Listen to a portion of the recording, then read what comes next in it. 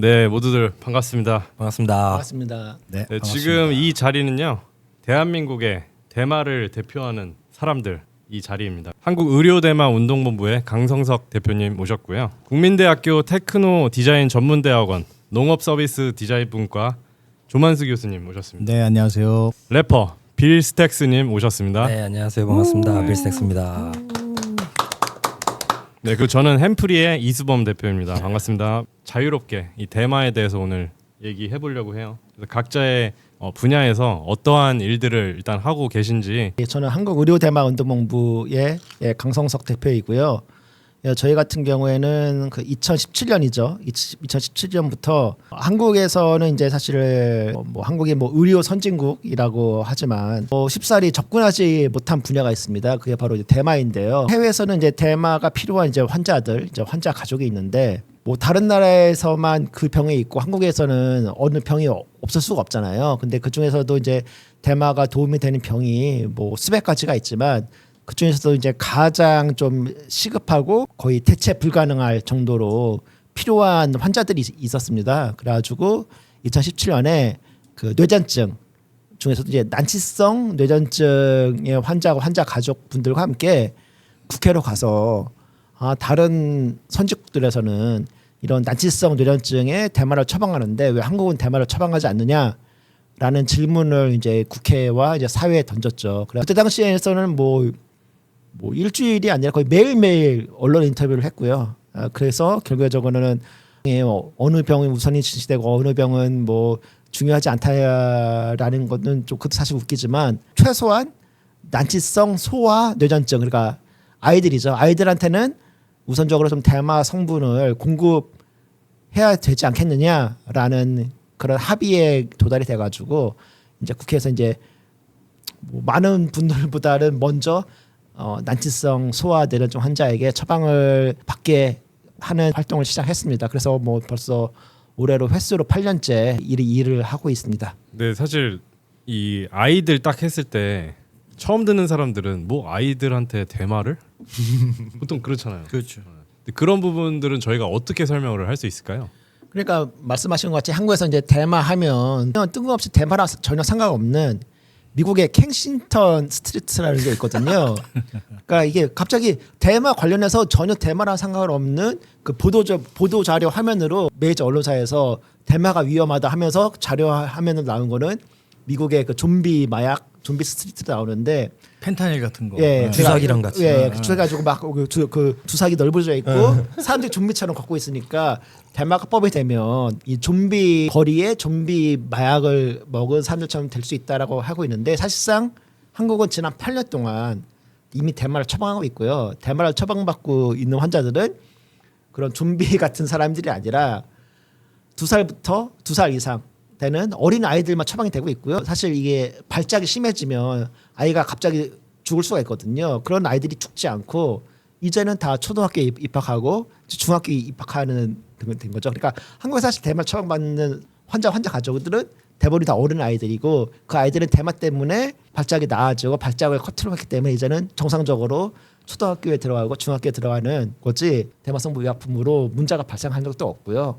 오히려 많은 아이들의 생명을 건질 수 있게 해줬고 정상적으로 이제 학교에 들어갈 수 있게 만들어준 게 사실상 대마였다. 그렇게 말씀드릴 수 있을 것 같습니다.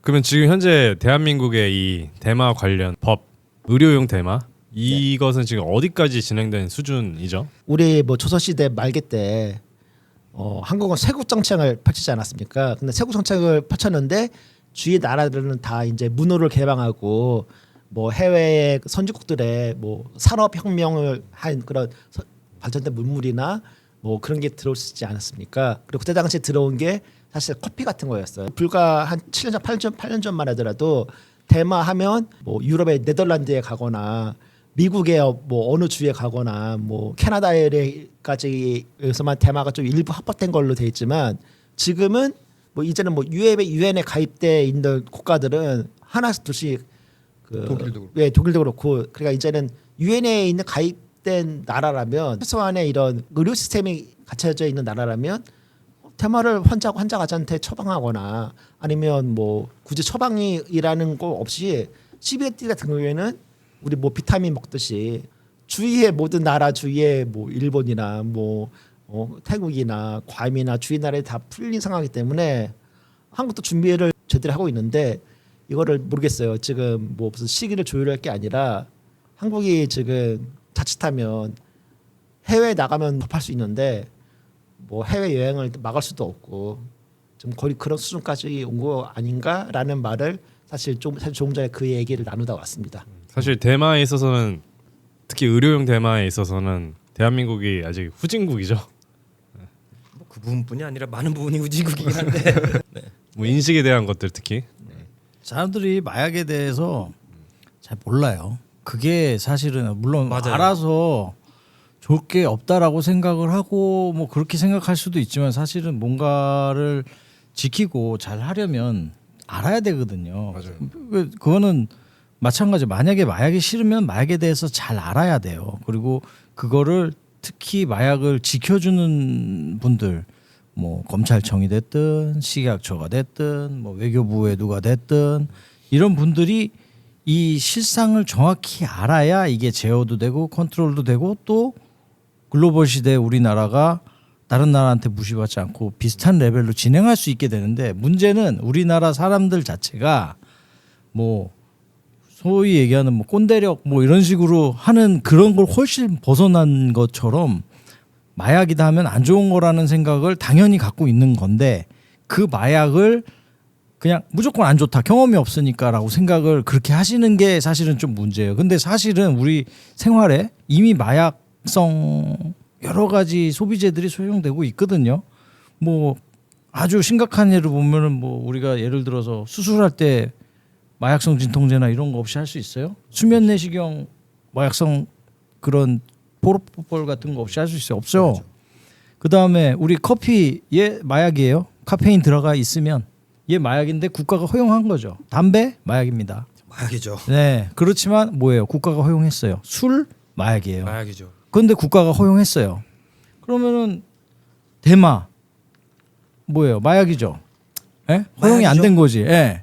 근데 우리가 커피, 술, 담배는 구분을 한단 말이에요. 왜? 다 해봤으니까. 근데 그 외의 마약들을 보면은 이제 뭐 대마가 있고 뭐 하드코어 계열의 이제 뭐 그 저 코케인 그다음에 뭐 LSD 그다음에 뭐죠? 펜타닐 이런 하드코어 오피오이드 계열, 오피움 계열 이런 하드코어 계열 그다음에 대마 이런 걸 동일시 취급을 하거든요. 사실은. 그런데 외국에서는 사이트가 그렇지 않다는 거죠. 그러니까 쉽게 얘기해서 이쪽에다가 왼쪽에다가 커피, 담배, 술 놓고 오른쪽에 대마 뭐 그 헤로인, 코케인 그다음에 저 LS 뭐 이런 거 놓고 오른쪽에 하드코어를 두시고 왼쪽에 이제 하드코어가 아닌 애들을 두세요 하게 되면은 제가 봤을 때는 술은 오른쪽에 하드코어 쪽으로 넘어가는 게 맞습니다. 술이나 담배는. 저도 그렇게 생각해요. 예. 그러니까 그게 이제 저가 이제 뭐 저는 의학 전공이나 이런 건 아니지만 기본적으로 WHO 기준으로 봤을 때 사실은 대만은 뭐 술이 하드코어로 넘어가고 담배가 하드코어로 넘어가는 그게 중요한 게 아니고 대만은 하드코어가 아니고 약간 소프트코어 쪽으로 올 만큼 그 나머지 마약들 대비 아주 심한 게 아니라는 사실들을 그쵸. 국민 대부분 정상인이라면 비정상인도 포함되나 모르겠다. 아무튼 이라면 같다라고 생각을 해. 우리가 이제 맥주가 있을 때 맥주를 베이스로 소주를 타서 소맥을 만들지 않습니까?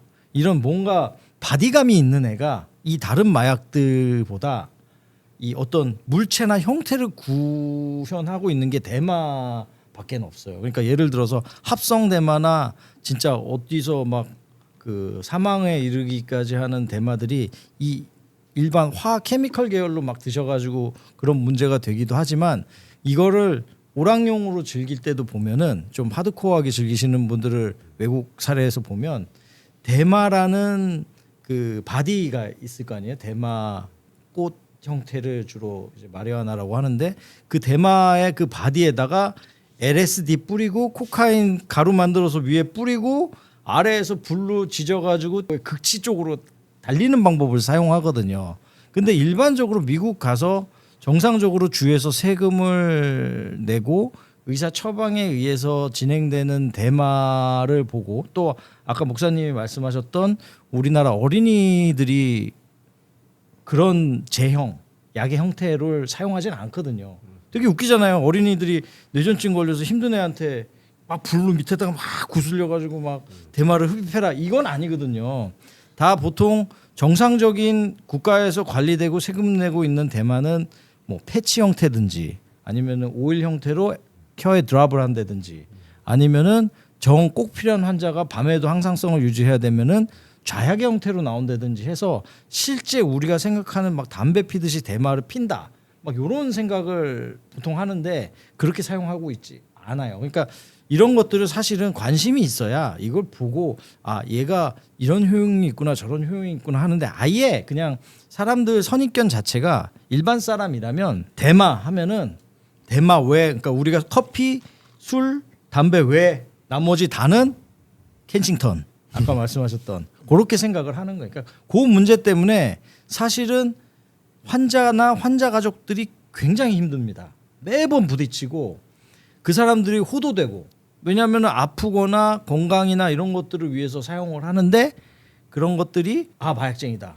그러니까 지금 아마 목사님도 목사님이시지만 대마 합법화 운동할 때 아 막 손가락질 많이 받으실 거고 사실 저도 대학 교수지만 그런 부분을 최대한 합법화하기 위해서 어떤 규격을 만들고 이런 일을 하고 있지만 저 같은 경우도 한 번씩 이야기가 나올 때 댓글에 아 저 교수 마약하고 싶어서 저런다라는 이야기가 종종 보이거든요. 네네.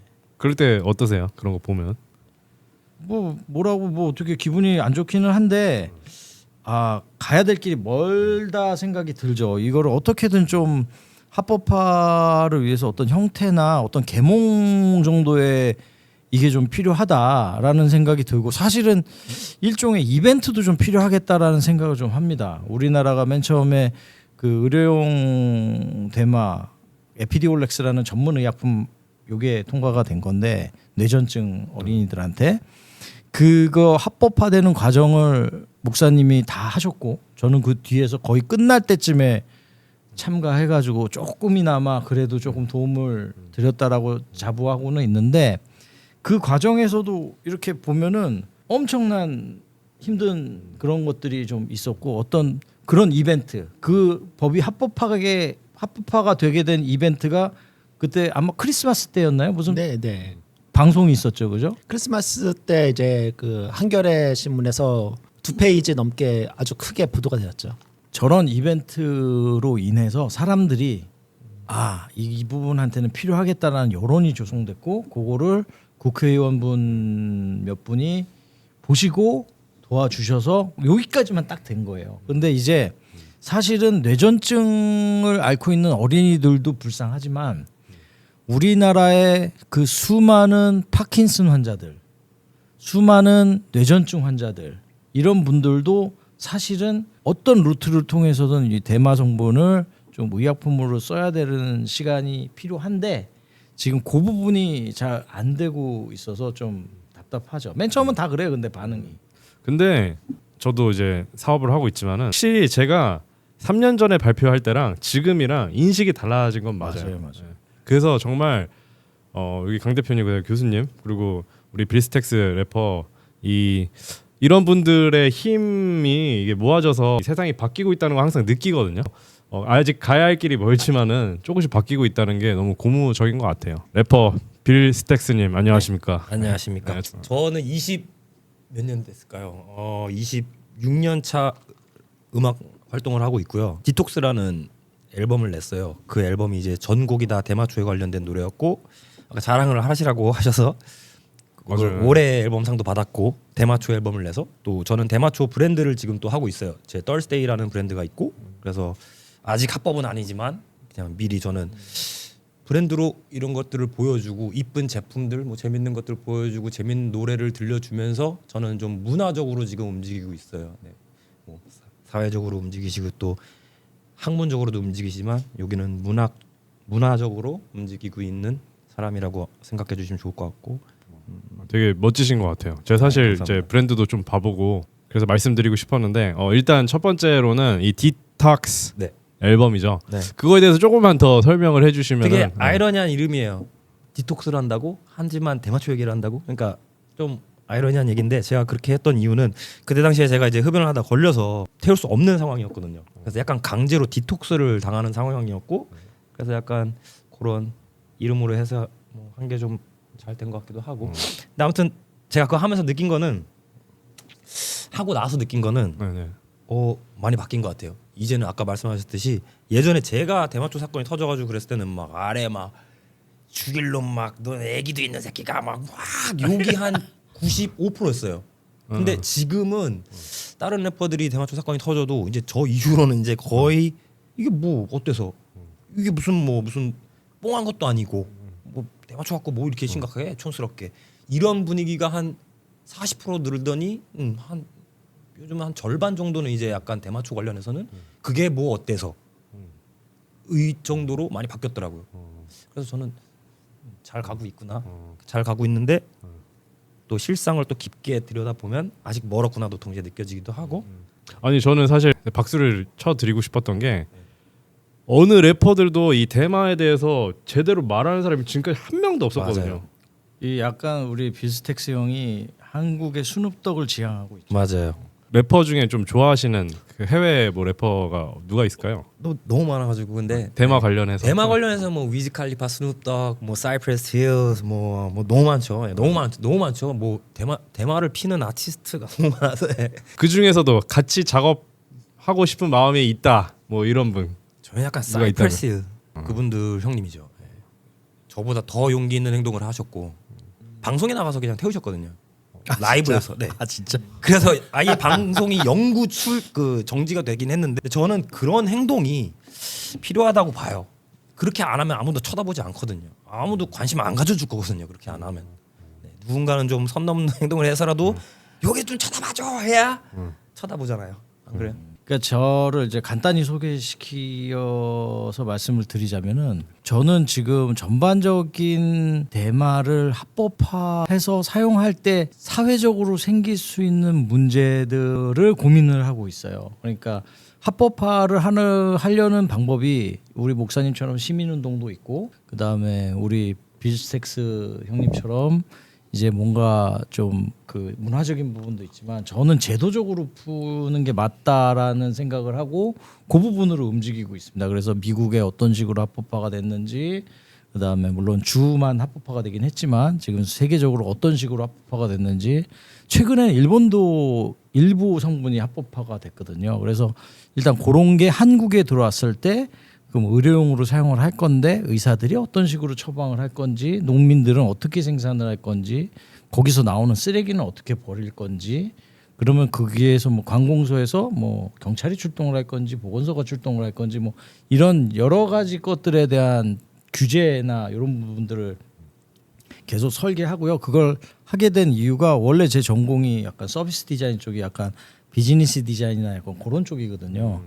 그래서 제가 농업 베이스로 그런 비즈니스 디자인을 하다 보니까 대마라는 아이템을 보고 이제 구조나 규격에 대해서 좀 관심이 생겼고 그걸 하다가 보니까 운동본부에서 환자를 보고 이 부분들은 진짜 좀 도움이 필요해서 내가 움직일 수 있는 부분은 좀 해야 되겠다 싶어서 학교에다가 읍소하고 막 빌고 뭐 해가지고 처음에 학교 반응은 어땠나요? 안 좋죠. 학교에서 제가 대마 세미나를 의료 대마 전문가 세미나를 그 국민대학교에서 대강당에서 1회부터 해가지고 제가 지금 4회까지 했거든요. 그 학교에서 제가 사실은 외래 교수니까 겸임 교수잖아요. 겸임 교수가 대마 이야기를 하는 걸 좋아할 사람이 어디 있어요. 근데 일단은 저는 환자들 보고 이분들은 진짜 도움이 필요하다라고 판단이 들었고 이분들이 대마를 의료용으로 사용하려면 제도가 필요하겠다라는 생각을 해서 저는 제도를 설계를 해서 국회에 드리기도 하고 식품의약품안전처에 드리기도 하고 관세청에 드리기도 하고 여러 가지 그런 일들을 지금 하고 있고요. 실제적으로 경상북도에서 그 규제자유 특구라는 시스템, 약간 규제 샌드박스 안에서 대마를 시험적으로 재배하고 뭐 이런 일도 지금 계속 하고 있어요. 그래서 그런 일을 계속 사실은 2018년부터 했고 합법적으로 제가 우리나라에 속칭 마리화나라고 하는 대마씨를 공식적으로 수입한 사람이 저예요. 그러니까 그 전에는 관세청에 수입할 수 있는 코드가 없었어요. 그래가지고 관세청 쪽에 공식적으로 요청을 해서 교수님이 그럼 코드를 만드신 만들었어요. 장본인이네요. 장본인. 네. 그래서 그 전에는 다 대마를 대마씨 형태로 갖고 올 때 마리화나라고 얘기를 안 하고 다 국내에서 무슨 삶을 연구한다 하거나 해서 연구자들도 다 몰래 갖고 들어왔더라고요. 근데 저는 그러면 불법 아니에요, 그거는? 불법인데 그거를 이제 뭐 제도가 없으니까 그걸 가지고 뭐 연구자들을 뭐라고 할 수는 없는데 저는 이제 이걸 왜 내가 뭐 죄 짓는 것도 아닌데 그것도 내가 좀 소심해서 불법 좀 안 좋아해. 그래가지고 이걸 합법화 할 수 있으면 합법화 해야 되잖아요. 제도를 만드는 놈이 처음 시작부터 불법으로 하면 돼요? 안 되잖아요. 그래서 거의 한 3개월, 4개월 걸려서 관세청 일부 그 인천 세관 쪽 담당자들이랑 타스크 짜가지고 코드 만들어가지고 공식적으로 15알을 갖고 들어와서 연구를 시작을 했죠. 예. 15알 진짜 그것도 찾기 힘들어서 간신히 샀는데 그 15알의 스트레인은 뭐였죠? 그게 화이트 위도우였어요. 화이트 위도우였고 그다음에 검역소에서 15알 중에 3알을 뽀개가지고 검역을 한 거야. 그 피같이 산 대마 종자. 그래서 12알 가지고 시작해서 대마를 길러서 이제 표준화를 했죠. 지금 아니 여기서. 뽀개면은 뭐 어떻게 그러니까 뭘 뭐 검열하는 나오나요? 거지? 아니 그게 그 세균 검사라든지 박테리아 검사를 해야 돼. 아, 그러니까 이제 대마를 뽀갤 수밖에 없어. 네. 그래서 이제 그렇게 좀 그렇게 됐고요. 그렇게 됐고 아무튼 빌형 우리 네, 난 우리 빌형이라고 빌형님. 그래. 물론 네. 나보다 동생인데 내가 여기 리스펙하는 차원에서 연예인이시니까 비령 하는데 저는 그때 이제 맨 처음에 우리 비령이 나한테 이메일을 썼어요. 그래서 이메일을 딱 봤는데 자기가 래퍼래. 근데 나 진짜 모르거든 이쪽 바닥이. 근데 랩을 진짜 몰라요. 그래서 학교에 계시니까. 아니 그냥 나 성격 자체가 좀 그래. 그러니까 뭐 랩을 잘 안 들었어요. 아 근데 사실 이렇게 보면은 엄청 좋아하실 것 같은. 아니 들어보니까 좋더라고. 근데 여태까지는 별로 그렇게 뭐 R&B 정도나 들었지 랩은 잘 몰라. 아까도 뭐 누구 얘기하는데 뭐 사이코 누구? 사이패스 나 몰라. 스눕독 정도만 간신히 알지. 뭐 그것도 뭐 싸이 선생님이랑 콜라보해서 뭐 그 정도만 아는 거지 잘 몰라요. 아무튼 그런데 래퍼래요. 그런데 우리 그때 연구원이 하나가 있었는데 연구원한테 물어봤더니 진짜 유명한 사람이라는 거야. 근데 뭐라고 썼냐면은 정말 내가 우리 마누라한테 받아본 연애 편지보다 길게 장문의 내용을 썼는데 거기에서 사실 제가 좀 감동을 받았어요. 그러니까 뭐냐면 글을 잘 쓰시나 보네.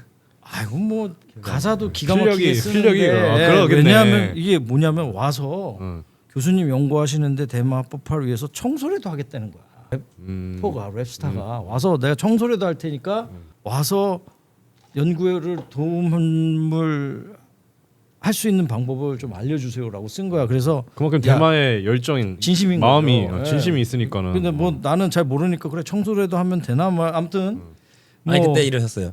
그 국민대학교 그 코스를 다녀야 된다. 그 아, 졸업해서 그게 돼야지 여기서 뭐 일을 할 수 있다. 그래서 내가 지금 대학을 또 가야 돼. 그래서 그냥 네 이랬죠 그때. 감동을 받은 이유 중에 하나가 그 당시에 그 마약 관련된 연예인들이 문제가 많이 됐었던 시절이에요. 그리고 그 자살하신 분들도 많고 수면제 부작용으로 그 당시에 이제 근데 빌 형이 아무래도 래퍼 쪽에서 좀 선두주자로 있더라고요. 저도 알고 보니까 그런 후배들이 너무 그렇게 힘든 길을 걷는 거를 보기가 힘들고 같은 연예인 동료들이 수면제 중독이나 오피오이드 중독으로 인해서 안타까운 선택을 하는 걸 보고 자기는 모든 경험을 좀 그런 쪽으로 다 해봤는데 이것만이 올바른 솔루션이라고 생각을 해서 이런 그 자기 후배들이나 자기 래퍼 동료들을 좀 보호하고